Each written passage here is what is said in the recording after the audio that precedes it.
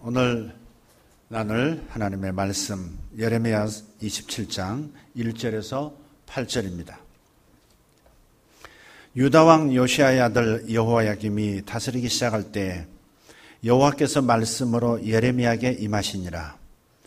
여호와께서 이와 같이 내게 말씀하시되 너는 줄과 멍에를 만들어 내 목에 걸고 유다의 왕 시드기야를 보러 예루살렘에 온 사신들의 손에도 그것을 주어 에돔 왕과 모압의 왕과 암몬 자손의 왕과 두로의 왕과 시돈의 왕에게 보내며 그들에게 명령하여 그들의 주에게 말하게 하기를 만군의 여호와 이스라엘 하나님께서 이와 같이 말씀하시되 너희는 너희의 주께서 주에게 이같이 전하라. 나는 내 큰 능력과 나의 쳐든 팔로 땅과 지상에 있는 사람과 짐승들을 만들고 내가 보기에 옳은 사람에게 그것을 주었노라.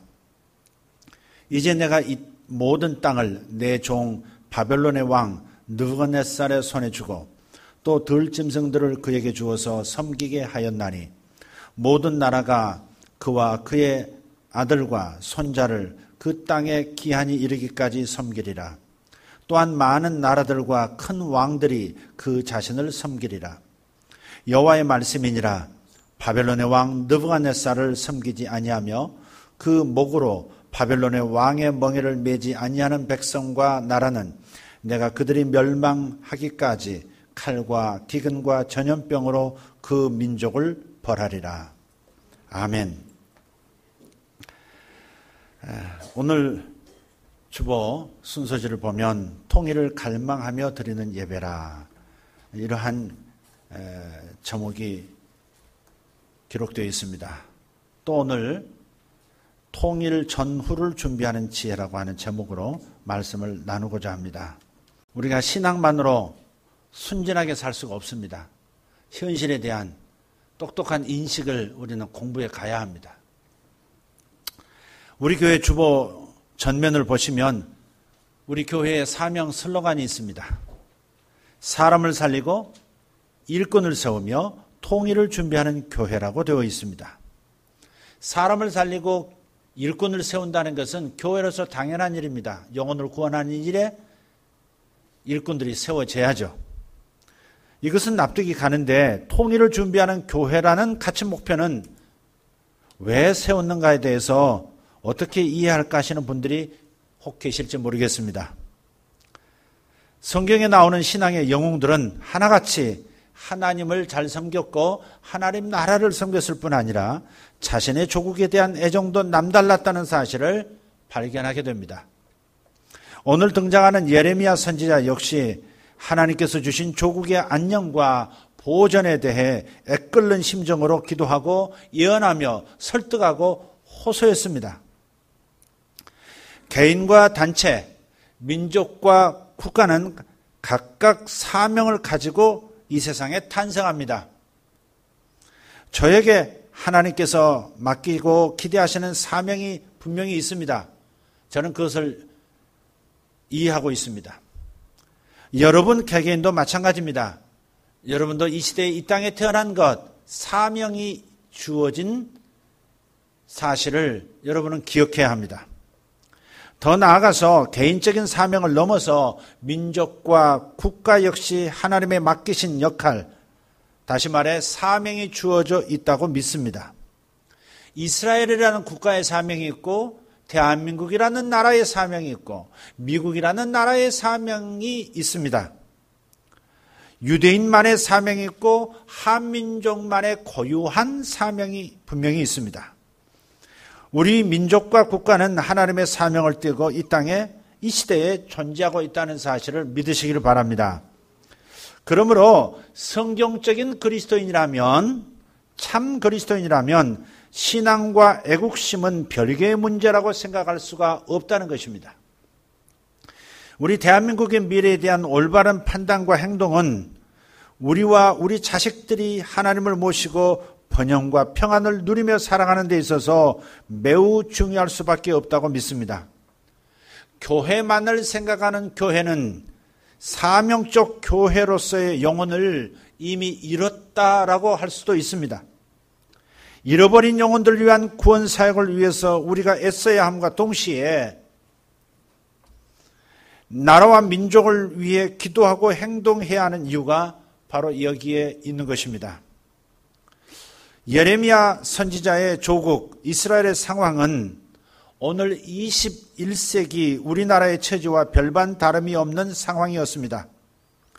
이스라엘은 오랫동안 애굽이라는 거대 국가를 남쪽에 적은 거리에 두고 그보다는 멀리 신흥 제국으로 성장한 바벨론 제국과의 사이에서 갈등하고 있었습니다.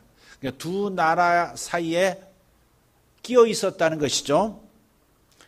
어릴 적에 힘센 친구들이 이런 말을 합니다. 내 편으로 들어와. 그럴 때 무척이나 난감해했습니다. 만약 잘못 선택하면 1년 내내 곤경에 처하게 되죠. 저쪽 편에 들었는데 짱들끼리 한번 붙었어요. 그런데 내가 선택한 짱이 졌단 말이에요. 그러면 그 밑으로 다 들어가야 돼요. 그러면 내 편 들었던 애들은 기가 살고 내가 편들었던 쪽은 기가 죽어서 지낼 수밖에 없는 거예요. 1년 내내 고단합니다. 내년을 기약하며 기다리는 것이죠. 만약 잘못 선택하면 그렇게 되는 거예요. 약소국 이스라엘도 양강대국 사이에서 갈등할 수밖에 없는 처지였습니다. 위쪽은 바벨론, 남쪽은 가까이 있는 애굽. 머리로 한번 그려보시기를 바랍니다. 이때 하나님의 선지자 예레미야는 하나님의 분명한 계시의 말씀을 받습니다. 하나님 말씀은 이렇습니다. 애굽과 가까워지지 말라. 바벨론과 가까워져라. 그렇게 할 때 너희가 나라를 잃지 않게 될 것이고 평안과 번성을 누리게 될 것이다. 그런데 이 예레미야를 통해서 주신 하나님의 말씀을 듣지 않고 유다의 지도자들과 대중은 가까이에 있는 대국 애굽을 더 신뢰했고 결국 바벨론에 의해서 멸망을 당하고 맙니다. 잘못된 선택에 따른 결과가 얼마나 참담할지를 하나님께로부터 미리 들었고 환상으로 보았던 예레미야는 눈물과 탄식으로 호소를 합니다. 하나님께서 이 시대에 오른자로 선정하신 나라와 왕은 바벨론 왕 느부갓네살입니다. 약한 우리로서 1등하는 나라와 동맹을 맺어야 합니다. 그러니 시드기야 왕이시여 부디 국가 대전략을 바벨론과의 동맹에 두소서. 하지만 결국 유다는 예레미야 예언을 무시했고 악수 중에 악수를 둡니다. 애굽을 선택했고 결국 유다 나라는 70년간 지상에서 사라지고 마는 것이죠. 성경과 세계사가 그것을 명명백백 증거하고 있습니다. 강대국들 사이에 끼인 이스라엘처럼 지금 우리나라 역시 강대국들 사이에 끼어 고심하고 있습니다. 하지만 이스라엘과 우리 대한민국은 결정적 차이가 하나 있습니다.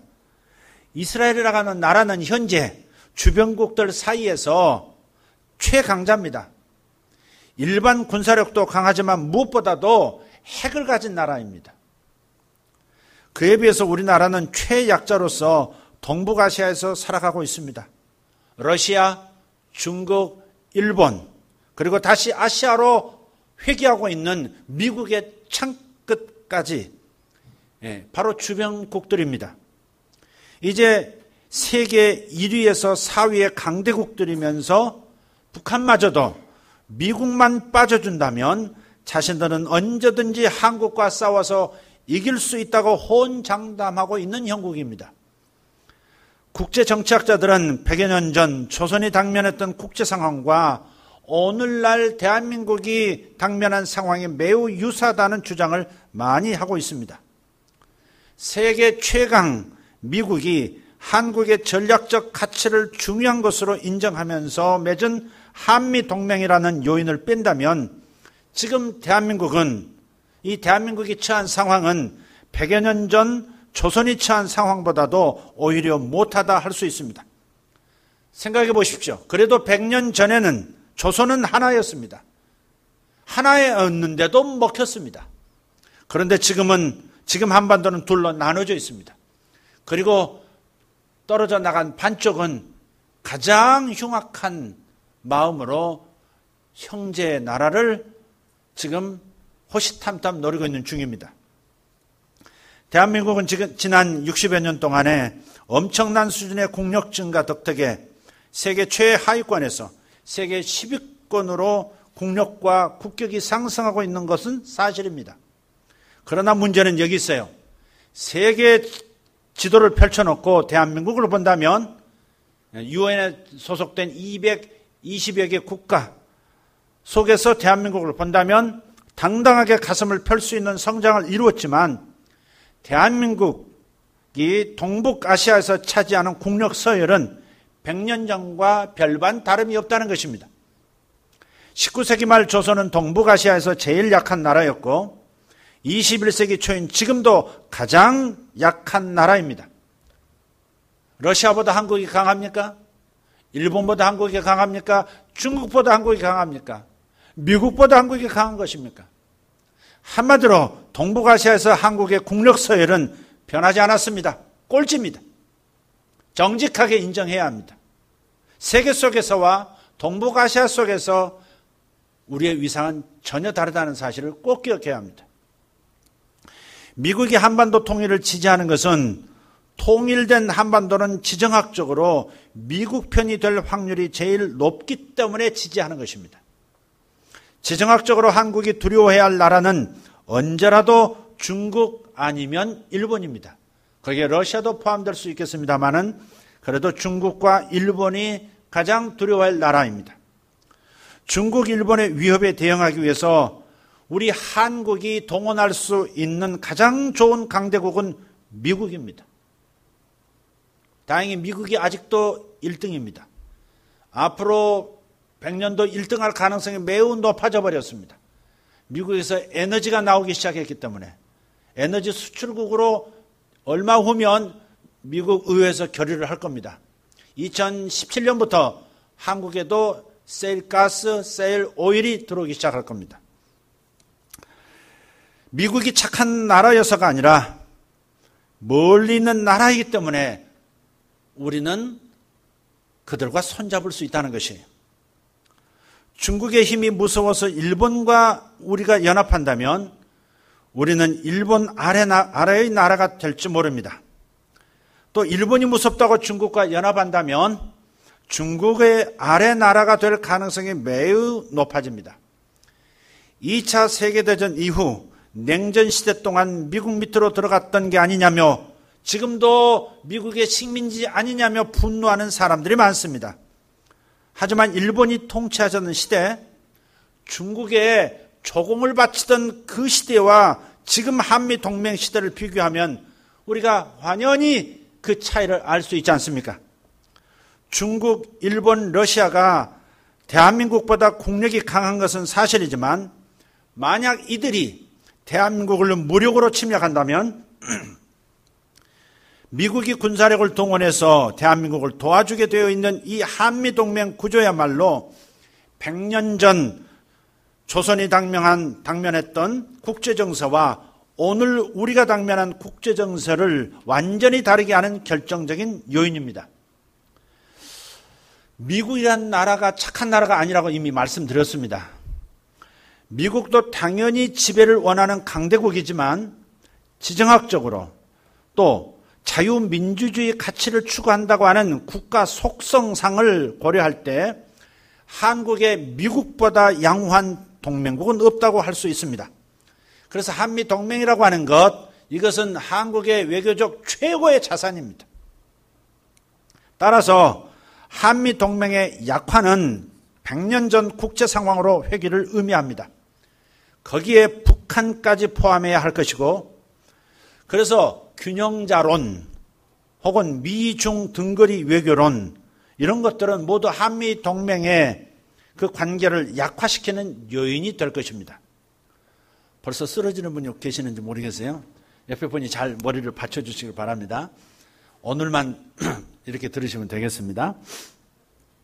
중국이 세계 패권국이 되거나 혹은 최소한 아시아에서는 확실하게 미국의 힘을 거부할 수 있는 상황에 도달하는 경우를 한번 가정해 봐야 합니다. 실제로 중국은 그것이 목표예요. 미국을 이 아시아에서 몰아내는 것이에요. 그리고 더 나아가서 세계 패권 국가가 되는 것이에요. 기축통화부터 시작해서 경제, 군사력까지 세계 패권국가가 되는 것이 중국의 목표입니다. 그렇게 강한 야심을, 그런 DNA를 가진 나라가 바로 우리 옆에 있어요. 그 경우 한국은 어떤 상황이 될까? 최근 우리나라 사람들은 중국을 거의 두려워하지 않는 경향이 있습니다. 오히려 요커들이 몰려 들어와서 떼돈을 벌게 만들어주는, 그래서 중국을 굉장히 우호적인 국가, 더 가까이 할 나라로 지금 생각하는 경향이 있습니다. 그러나 중국은 우리에게 있어서 미국과는 본질적으로 다른 나라라는 것을 기억해야 합니다. 미국은 한국의 영토에 대해서 심각한 이익이 없지만 미국 입장에서 한국을 영토를 점령한다는 것은 특별한 이익이 있는 게 아니에요. 그러나 중국은 한국의 영토 그 자체에 관심이 없을 수가 없는 나라라는 점에서 미국과 다르다는 것입니다. 중국은 한반도와 접해 있는 나라입니다. 중국이 아시아 패자가 되어서 미국의 세력을 물리치는 경우에 한국은, 죄송한 얘기지만, 안타까운 얘기지만, 한국은 사실상 중국에 종속해서 살아야 하는 나라가 되기 십상입니다. 경제적인 그 하나만 가지고도, 중국이 경제 문제 하나만 가지고도 흔들어 버리면 우리나라 굉장히 위험한 상황이 될 수 있습니다. 수출의 대부분이 중국으로 가고 있거든요. 그래서 수입도 마찬가지고요. 만약 경제 가지고 중국이 우리를 다루려고 한다면 감당할 길이 없어요. 종속될 수밖에 없습니다. 이런 상황이 우리에게 얼마나 비참한 상황이 될지를 상상한 책이 하나 있습니다. 브레진스키 박사라는 분이에요. 전략적 비전이라는 책을 썼습니다. 이 브레진스키 박사가 어떤 사람이냐면, 미국에 이런 말이 있습니다. 공화당에는 헨리 키신저가 있고 민주당에는 브레진스키가 있다, 그런 말이 있어요. 양대 산맥과도 같은 이 진영의 브레인이 바로 이분입니다. 이 전략적 비전이라는 책에서 이렇게 한국의 미래를 예견하고 있습니다. 미국이 아시아에서 중국에 밀리는 상황이 되었을 때 한국은 세계 어떤 나라보다 어려운 처지에 놓일 것이라고 예상하고, 그런 상태에 놓인 한국은 어느 것도 바람직하지 않은 세 가지 전략적 대안 중에서 하나를 택하지 않을 수 없을 것이다. 첫째, 중국에 종속되어 사는 것. 조선이 그렇게 살아왔었죠. 자존심과 독립성은 훼손되겠지만 멸망하지는 않을 것이다. 이게 첫 번째, 중국에 종속되어 사는 것입니다. 두 번째, 독립을 유지하기 위해서 핵무기 제조 및 보유를 포함하는 대책을 세우는 것이다. 세 번째, 한국인들에게는 대단히 어려운 선택이겠지만 일본과 협력하여 중국에 대항함으로써 자존과 독립을 유지하는 것이다. 지금 미국 공화당에서 하는 말이 아니에요. 민주당 쪽 브레인이 하는 말입니다. 그러니까 너희들이 미국에 줄 서지 않으면 안 돼, 이걸 얘기하려고 하는 게 아니에요. 민주당은 그런 입장이 아닙니다. 자, 브레진스키 교수는 자신의 책이 출간된 후 약 반년이 지난 2012년 8월 한국의 모 일간지와의 인터뷰에서 이렇게 말합니다. 중국이 아시아의 패권국이 될 경우 한국이 선택할 수 있는 가장 올바른 전략은 세 번째, 일본과의 안보 협력이다. 이 조언에 놀랄 한국 사람이 많을 것이다.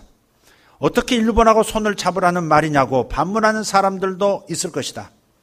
만약 대한민국의 위정자들마저도 일본과의 협력은 생각할 수 없는 일이라고 생각하고 결정을 한다면 한국의 선택은 3번을 뺀 나머지 두 가지 중 하나가 될 것이다. 즉 중국에 복속하던가 중국의 핵 우산 아래로 들어가는 것이죠. 혹은 한국 스스로 핵무장을 통해 단독의 힘으로 중국을 맞서는 일이다. 사실 저는 개인적으로는 우리는 순진해서 안 되기 때문에 잘 생각해야 합니다.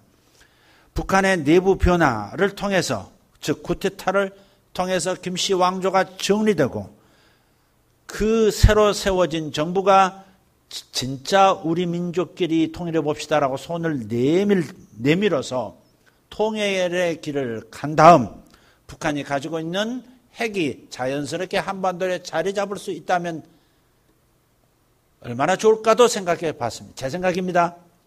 함부로 할 수 있는 말이 아닙니다.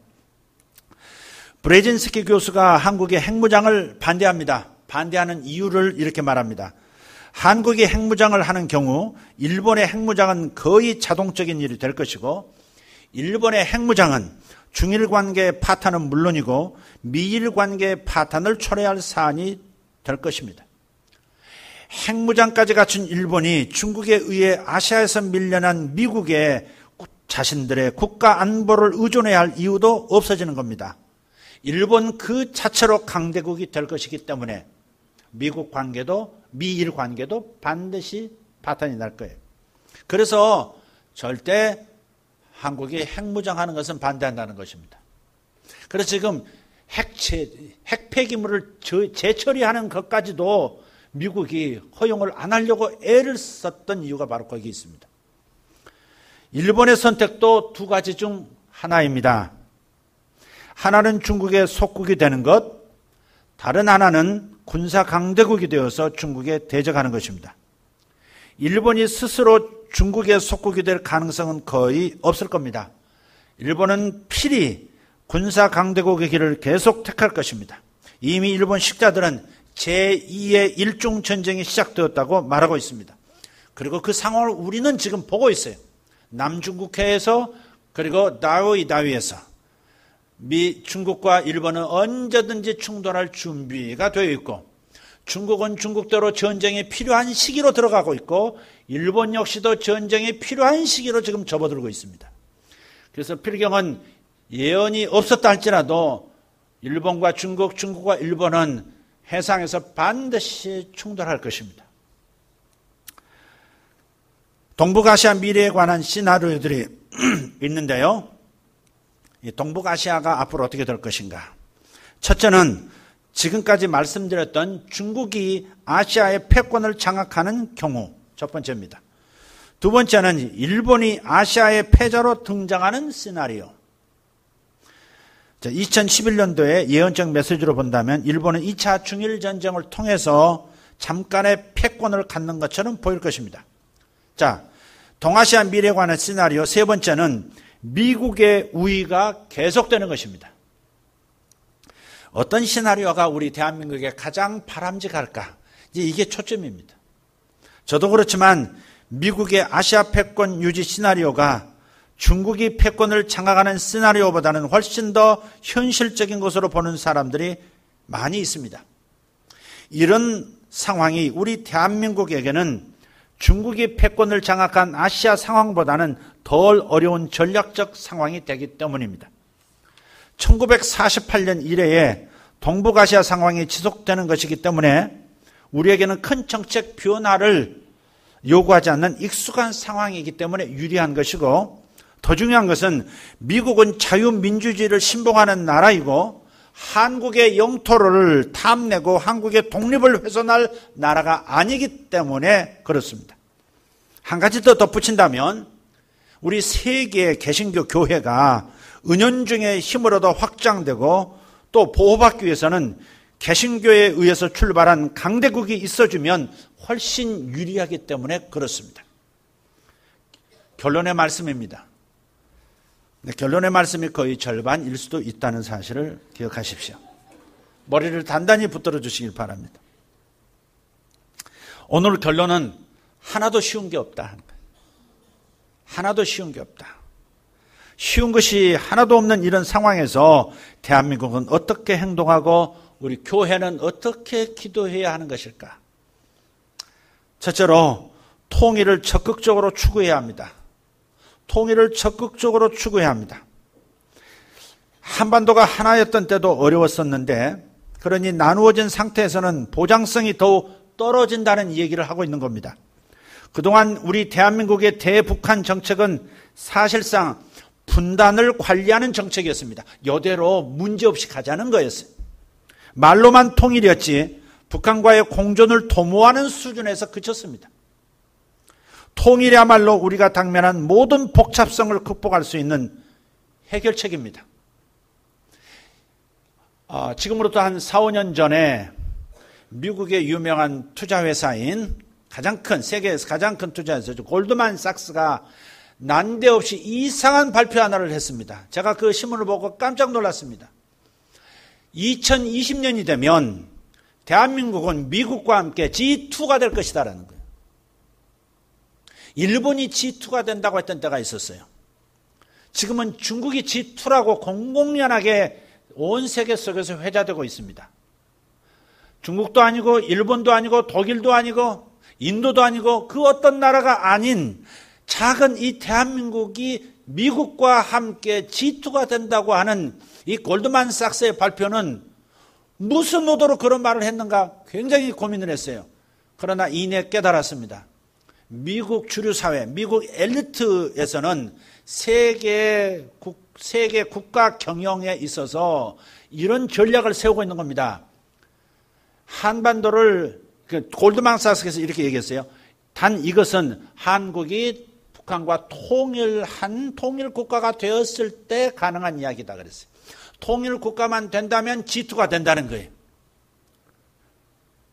아무도 아멘을 기뻐해 주질 않지만 저는 매우 기쁜 소식이었습니다. 다시 말해서 미국 리더들이 그런 전략을, 그런 목표를 세우고 상정하고 가고 있다는 사실을 보여준 거예요, 그게. 미국 지도는 우리 한국 지도하고 다릅니다. 우리 한국 지도는 이렇습니다. 태평양을 가운데 두고, 우리 나가서 보시면 알 거예요. 오른쪽에 북미 대륙, 남미 대륙이 있어요. 왼쪽에 아시아와 유럽이 있고, 저 끝에 아래쪽으로 아프리카가 붙어 있어요. 이게 우리가 가진 세계 지도예요. 대한민국이 중앙에 있습니다. 그러나 미국 지도는 그들이 가지고 있는 그림은 이것입니다. 북아메리카, 남아메리카 중심에 있습니다. 왼쪽으로는 태평양이 있고 오른쪽으로는 대서양이 있습니다. 대서양 건너편에는 유럽이 있고 태평양 건너편의 서쪽에는 유럽과 아시아가 있고 아프리카가 있는 겁니다. 아니, 아시아와 아프리카가 있는 겁니다. 그래서 세계의 중심은 미국입니다. 그러니까 미국은 대양을 양쪽에 두고 양 대륙을 관리하는 것입니다. 미국이 지금까지 1등이었습니다. 앞으로도 계속 1등할 계획을 하고 있는 겁니다. 그래서 유럽에서 최강대국이 등장하기를 원치 않는 거예요. 미국과 맞짱 뜰 수 있는 두 번째 국가가 탄생하기를 원치 않아요. 아시아에서 미국과 맞짱 뜰 수 있는 강대국이 나오지 않기를 관리하고 있습니다. 그래서 일본이 아시아를 점령하고 패권 국가가 되려고 했을 때 중국과 함께 일본을 침몰시켰습니다. 지금은 중국이 아시아의 맹주가 되려고 하니까 일본을 밀어서 중국을 또 컨다운 시키려고 하고 있는 거예요. 유럽에서 독일이 유럽을 먹고 강자가 되려고 했을 때 연합군이 되어서 독일을 다운시켰습니다. 미국은 절대 미국과 맞짱 쓸 수 있는 제2의 국가가 나오지 원치 않고 있는 거예요. 이게 1등의 세계, 계속 1등 하려는 전략입니다. 그렇기 때문에 지금 골드만삭스에서 그런 발표를 했던 것은 미국 리더 그룹 안에서 이런 전략을 가지고 아시아를 경영하려고 한다는 것을 읽을 수 있게 하는 대목이에요. 중국을 믿을 수 없다? 일본을 믿을 수 없다. 왜? 중국은 세계 패권 국가가 되려는 DNA를 이미 가지고 있는 역사 속에서 보여준 국가입니다.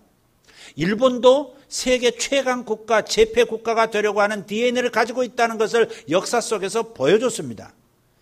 따라서 그 일본을 지금 밀어주고 있는 것 같고 일본과 협력하는 것 같지만 일정한 한계가 있습니다. 그래서 야스쿠니 신사를 참배하는 것을 보면 불쾌하게 곧바로 반응하는 이유가 바로 그것입니다. 어느 정도까지는 너희들을 키워주겠다. 우리의 필요에 의해서. 그러나 어느 선을 넘으면 가만두지 않겠다. 이게 미국입니다. 그러나 관리하기가 쉽지가 않아요. 이 두 강대국이. 세계를 제패하려는 두 강대국이 만만치가 않아요. 그래서 미국의 전략은 어디로 돌아갔느냐 하면 한국을 통일시켜서 중국과 일본을 같이 경영하도록 관리하도록 하겠다는 것이 미국의 전략이라는 사실입니다. 그래서 이 부분에 대해서 우리가 지혜롭게 생각하고 지혜롭게 반응을 해야 한다는 것입니다.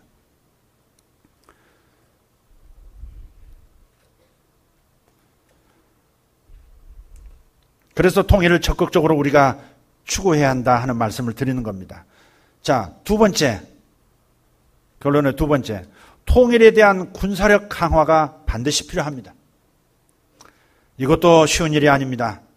북한의 도발을 억제하는 군사력과 북한을 평정하는 군사력은 다르죠. 그죠? 억제하는 군사력하고 북한을 평정해버리는 군사력은 다르다.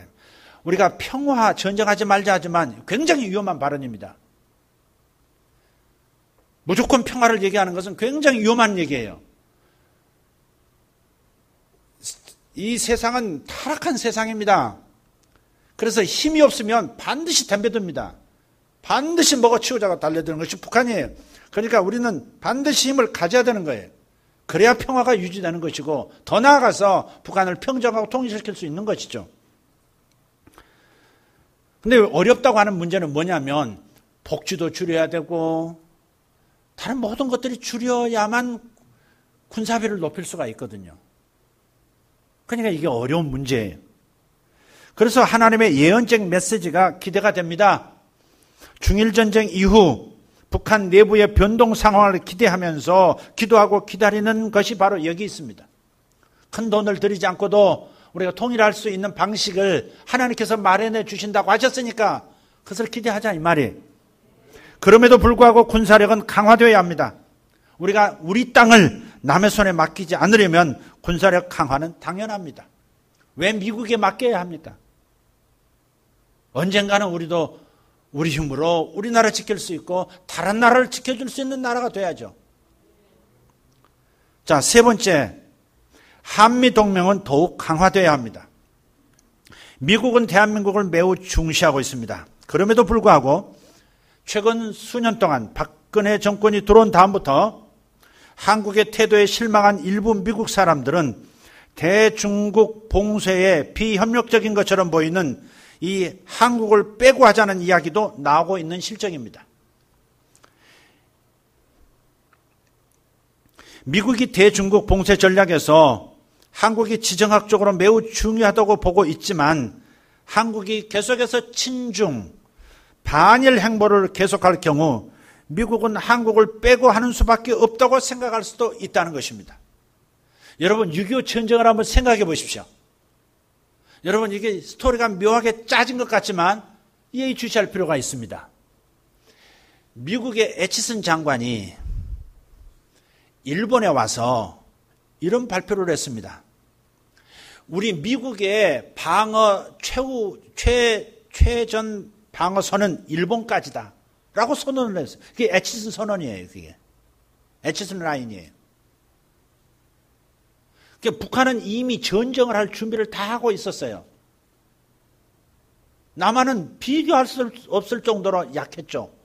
북한이 그렇게 전쟁을 준비하고 있다는 것을 뻔히 알면서도 왜 미국의 애치슨 장관이 와서 우리의 방어선은 일본까지다라고 선언을 했을까? 그때 당시 미국의 필요는 뭐였느냐면 국제연맹이 무력해졌기 때문에 국제연합이라는 새로운 국제기구가 필요했었습니다. 어디에서 이런 동력을 얻을 것인가? 어디에선가 전쟁이 터져주면 되는 거예요. 나쁜 쪽으로 이렇게 유추를 해본다면 어쩌면 한반도에서 그것을 요구했는지도 몰라요. 애치슨이 그래서 와서 애치슨 라인을 그어버린 겁니다. 그리고 곧바로 김일성은 그 선언이 있으면서 스탈린에게 그 다음에 중국에 찾아가서 전쟁하겠다고 한 것입니다. 그리고 밀고 내려버린 거예요. 그것이 6.25 전쟁입니다. 미국은 지금도 그럴 수 있습니다. 미국은 착한 나라가 아니에요. 우리가 미국과 뜨겁게 손을 잡자고 하는 것은 착한 나라에서 좋은 나라에서가 아닙니다. 힘센 나라고 우리 영토를 탐내지 않아도 될 나라고 우리에게 보탬이 될 나라이기 때문에 잡는 것입니다. 만약 그들이 한국이 자꾸 일본하고 저렇게 해서 끝까지 저렇게 옛 과거 감정 때문에 다른 것까지 내팽개 쳐버리는 그런 위정자들과 그러한 대종들이 판을 친다면 그렇다면 다시 한번 그 라인을 그을 수도 있다는 것입니다. 얼마든지 이게 미국의 이익을 위해서 얼마든지 그들은 할 수 있는 나라입니다. 그래서 이 점을 우리가 중요하게 생각을 해야 합니다.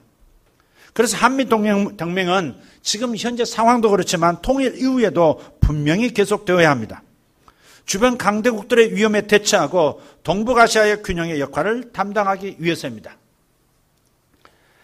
1882년 4월 4일 인천 제물포에서 조선 전권대관 신헌과 부관 김홍집과 그리고 상대 미국 전권대사인 슈펠트 간의 조미 수호 통상조약이 체결됨으로써 조선과 미국과의 수교 관계가 시작이 되었습니다. 전문 14조로 되어진 이 조약의 첫머리는 이렇습니다. 대조선국과 아메리아 합중국은 두 나라 사이에 영원한 친선 우호 관계를 수립한다라고 명시되어 있습니다. 거기는 관세 문제도 있고 여러 가지 문제가 있어요. 어쨌든 우리에게 참으로 다른 나라와는 다른 우호적인 유리한 통상조약을 수교조약을 맺은 겁니다. 그렇게 해서 올해가 조미수교, 다른 말로 하면 한미수교 133주년이 되는 해입니다. 한미동맹은 지속되고 강화되어야 합니다. 국제 정치에서 착한 나라, 나쁜 나라 없습니다. 강한 나라, 덜 강한 나라가 있을 뿐입니다. 많이 도움되는 나라와 덜 도움이 되는 나라가 있을 뿐이에요.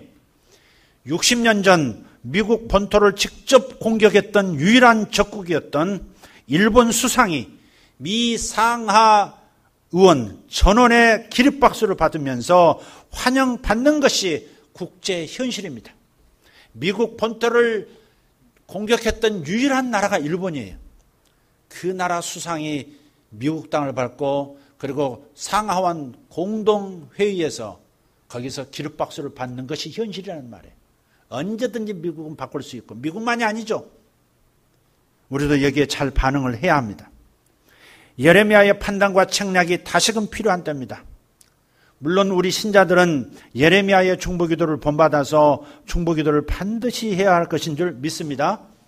예레미야는 가까이 붙어있는 기존 강대국 애굽을 의지하지 말고 멀리 떨어진 동북쪽의 바벨론 신흥제국과 가까이 하라고 하나님의 말씀을 예언했습니다. 그럼에도 불구하고 유대의 지도자들은 애굽을 선택해서 동맹을 맺음으로써 바벨론의 적대국이 되었고 결국 멸망의 길을 갔습니다. 오늘 본문은 그렇게 말씀합니다. 이 시대에는 바벨론과 느부갓네살 왕을 옳게 여긴다. 그러니 그의 힘에 의지해라. 그렇게 말을 했는데, 그렇게 말씀을 지혜를 주셨는데 정면으로 거절을 한 것이죠. 그 결과로 70년간 나라 잃은 민족이 된 겁니다. 우리는 우리의 영토에 탐욕을 가질 필요가 없는 나라와 그런 나라와는 정말 진정으로 뜨겁게 손을 잡고 가까운 나라와는 잘 지내면 됩니다. 미국과는 뜨겁게 손을 잡고 중국, 일본, 러시아는 잘 지내면 됩니다. 그게 순수하지만 순진하지 않는 삶의 방식이에요. 박 대통령이 미국을 곧 방문할 겁니다. 그리고 일본 수장과도 만날 준비를 하고 있는 중입니다. 가장 강하면서도 믿을 수 있는 나라를 선택하면 나머지는 잘 자리 잡게 될 것입니다. 예레미야처럼 선택하고 예레미야처럼 중보기도 하십시다. 강연 들으신 것 같죠? 우리 너무 공부 안 하고 살아요. 다 오직 하나님밖에 몰라. 너무 순수하고 너무 순진해요. 순진한 건 벗어야 합니다. 기도하겠습니다. 하나님, 오늘 이 말씀을 종의 입을 통해서 선포하게 하심을 감사합니다. 아버지 하나님, 많은 더 숙고가 필요한 주제이긴 합니다. 그러나 우리 성도들이 예레미야의 시대에 있었던 일을 반면교사로 삼고 아버지 이 한반도가 처한 상황, 아버지 동북아시아에서 꼴찌하는 이 나라, 어찌하면 1등하는 나라가 될지 고민해야 하고 기도해야 할 때인 줄 믿습니다. 하나님 도와주시옵소서. 정말 감사한 것은 하나님께서 한반도를 이 욕단의 후에 한민족을 세계를 섬길 강대국으로 초강대국으로 만드시기로 작정하셨다는 것이 우리의 소망이고 또한 세계 선교의 종주국이요 그 절정을 그 종교를 이룰 나라로 선택하신 것을 우리가 믿고 소망으로 삼고 있습니다. 하나님, 우리나라를 아름다운 나라, 세계를 섬기는 나라, 하나님 나라를 보여주는 제사장 나라로 주님께서 결정하셨으니 우리는 반드시 동북아시아에서 1등할 줄 믿습니다. 주님 그렇게 만드셔서 우리가 허장성세 아버지 허무한 교만에 빠질 것이 아니라 동북아시아를 섬기고 균형을 잡아주고 축복해주고 세계를 섬기게 만드는 모범된 국가가 되도록 주님의 재림에 앞서서 이 일을 이루는 국가가 될 수 있도록 선택해 주셨사오니 감사합니다. 기도하겠사오니 축복하시고 응답하여 주시옵소서. 박 대통령이 바른 결정을 팀들과 내리게 하시고 잘 처신하고 잘 결론을 맺고 돌아오게 하시고 그래야 하나님 분명한 메시지를 동북아시아에 그리고 미국에 주고 전 세계에 주고 돌아오는 그리하여 한반도 백성들의 그리고 우리 대한민국의 백성들의 안녕과 평안을 도모하는 리더가 되게 하여 주시옵소서. 살아계신 우리 주 예수님 이름으로 간절히 기도하옵나이다. 아멘.